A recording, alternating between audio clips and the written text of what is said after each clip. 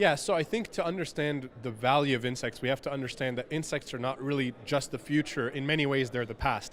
Insects were one of the first sources of food consumed by humans ever since humans existed on Earth. The question is, why all of a sudden is there a renewed interest in insects, not just in the countries and cultures that consume them, but on a much larger global level? And the answer to that is that we are really experiencing a major challenge globally in terms of climate change, in terms of reduction and loss in arable land, depletion of water, and things like that. And these problems are really challenging our food production systems because our food production inherently depends on arable land and water and that sort of thing. And because of this, there's a real urgent need to develop solutions to produce food that are, on the one hand, able to meet the nutrition demands of the growing population, but on the other hand, that are very gentle on the environment.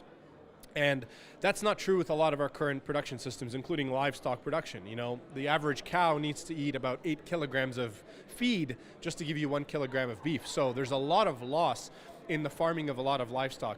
What we want to find, what we've identified in insects, is a form of livestock, micro livestock, that is far more efficient at converting feed into protein. So a typical cricket, for example, or crickets, would need about 1.5 kilos of feed to give you the same 1 kilo of meat. So the proportion and the efficiency is much higher, which means you need less energy, less water, and less resources to produce. At home, it's possible, just like you can, plant your own tomatoes and cucumbers.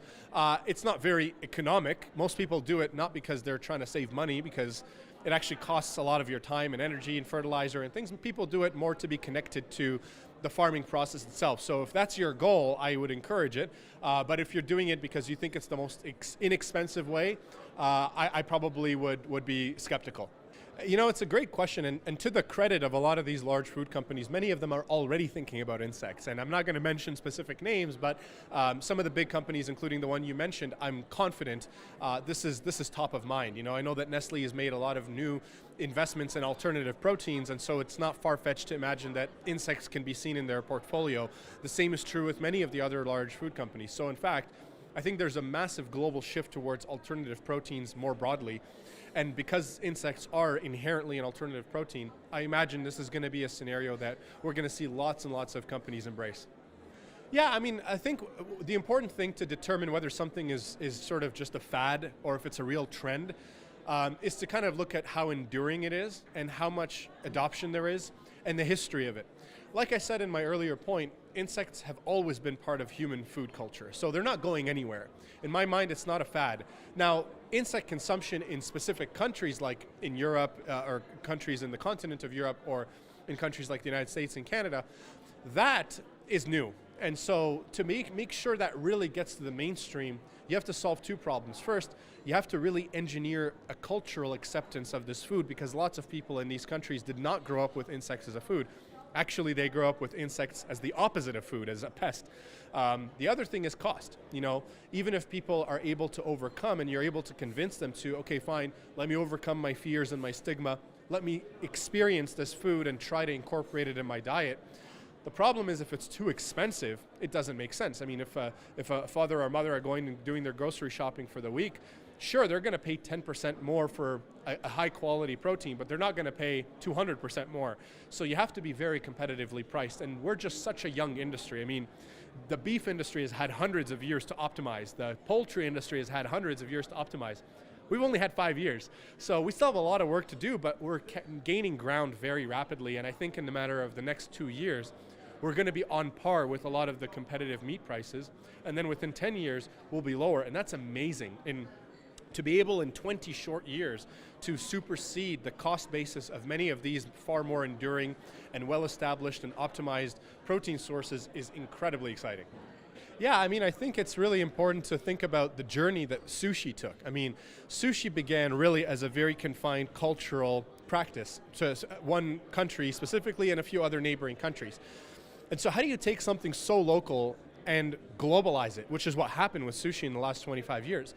Well, a lot of things happened, but one of the very clever things that took place was the introduction of different types of familiar products that help people ease their way into the idea of eating raw fish, because most people are not going to eat raw fish right away. So you need to ease them into the process. So one thing that was done was the California roll. So it's an element where you combine some familiar components like rice and maybe a cucumber or avocado with some new unfamiliar ingredients like seaweed and some kind of raw fish.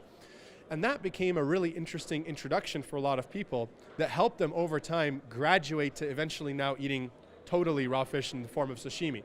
So I think with insects it's the same story. What you have is a global phenomenon that's already well established in some cultures, and now a strong desire to take it global and to make it universal. And to do that, you have to think of local tastes and how do you adapt this specific food to local tastes in a way that can be really endearing to people and get them to get over the idea. Once they get over the idea, they'll be able to take themselves through the journey. I don't think for the first time I had sushi, I needed to go with a bunch of friends, and I don't think I really liked it. But then, social pressure meant that I was able to go a second time and a third time. And you know what, by the third time I enjoyed it. And then now I eat sashimi regularly. So it's a very important question. I think that at the moment, I'm not aware of any specific legislation governing the rights of insects per se, as far as, farming for food. But we don't need outside rights to be imposed on us to have a conscience and to think ethically about how we farm and rear insects. I mean, we're conscious consumers. We are appalled by a lot of factory farming that a lot of livestock is exposed to, similar to many consumers. I think what's really important is to understand that you have to take everything case by case. It's very simplistic and convenient and lazy to just assume a blanket response to every type of animal and every type of farming. And I don't think that's appropriate. I don't think that allows for a healthy dialogue. I think it's important to understand, how do we farm insects? Walk into our facility and see what we do. The reality is, number one, unlike most forms of livestock, like think of a chicken. Most people will argue that a typical chicken, in the wild, an open pasture, is exposed to a far more rich lifestyle than when it's exposed to concentrated factory farms. And by the way, I agree with that, and I think that makes a lot of sense. With crickets, it's actually the opposite. If you think of a cricket in the wild, you're in the bottom of the food chain. Everything around you is essentially a predator. So you're constantly escaping predation, which is not particularly a happy lifestyle. Secondly, you also are exposed to a tremendous amount of filth, which is mainly your food source, because as the lowest thing on the value chain, by the time any meaningful food exists, some other animals way higher than you have already gotten to it, and you can't dare approach, or else you're going to become the meal. So essentially, most insects in the wild don't have access to healthy and clean food, if at all. Most of them are exposed to enormous amount of predators. And finally, they're exposed to rapid fluctuations in temperature that also can affect their growth. In the case of our farms, insects are farmed indoors, which means the climate is steady all year round, so there's no stress induced by these fluctuations in temperature. They are exposed to and given only the highest quality organic feed that we source locally.